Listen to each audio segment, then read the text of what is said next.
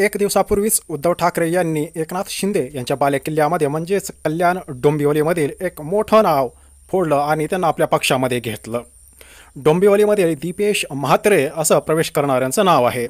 त्यांनी आपल्या जवळपास 7 ते 8 माजी नगरसेवकांसहित ठाकरे गटामध्ये प्रवेश केला.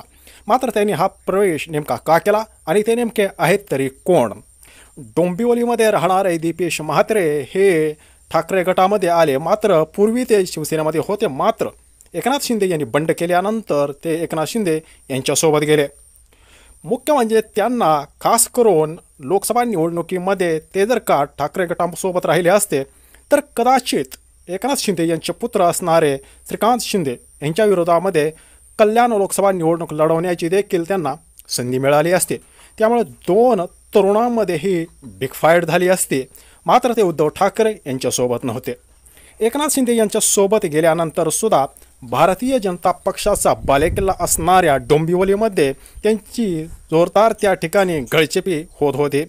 तसंही एकनाथ शिंदे यांचं भारतीय जनता पक्षापुढं फारसं काही चालत नव्हतं. त्यामुळं आगामी काळामध्ये आता विधानसभेच्या निवडणुका या तोंडावर आहेत आणि मुख्य म्हणजे दीपेश म्हात्रे यांना डोंबिवलीमधून विधानसभेची निवडणूक हे लढवायची आहे. कल्याण आणि डोंबिवली याचा विचार जर केला तर कल्याणमध्ये ठाकरे गटाची ताकद अजूनही आहे. तसंच डोंबिवलीमध्ये ठाकरे गटाची ताकद आहे. मात्र त्या ठिकाणी दीपेश म्हात्रे यांची वैयक्तिक जवळपास 25 ते 40 हजार स्वतःची अशी मतं आहेत. मात्र आता डोंबिवलीमध्ये विधानसभा निवडणुकीला उभं राहायचं म्हटल्यानंतर युती आडवी येते. कारण या ठिकाणी भारतीय जनता पक्षाकडून तब्बल 3 टर्म आमदार राहिलेले रवींद्र चव्हाण हे पुन्हा एकदा आखाड्यात उतरणार आहेत. अशावेळी डोंबिवलीमधून निवडणूक लढवायची तरी कशी? त्याच अर्थ शिंदे यांच्या मागे दीपेश म्हात्रे यांनी तगादा लावला होता की ही जागा तुम्ही मुख्यमंत्री आहात, ते वजन वापरून तुम्ही ही जागा आपल्याकडे खेचा. मात्र तसं बघितलं तर एकनाथ शिंदे यांच्या खालची खुर्ची ही फक्त देवेंद्र फडणवीस आणि भारतीय जनता पक्षाच्या मेहरबानीवर आहे. त्यामुळे ते तसलं कुठलंही धाडस हे करणार नाही आहेत. मात्र रवींद्र चव्हाण यांना माहिती होतं की दीपेश म्हात्रे हे कोणत्या ना कोणत्या माध्यमातून किंवा अपक्ष जरी ते आपल्या विरोधामध्ये विधानसभेच्या आखाड्यामध्ये उतरू शकतात.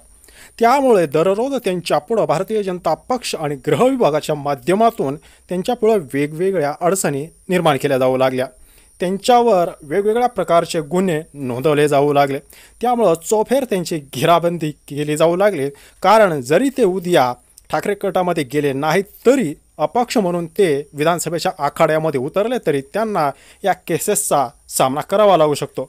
या सर्वाला कंटाळून ठाकरे गटामध्ये प्रवेश करून ते आता विधानसभेच्या आखाड्यात होते.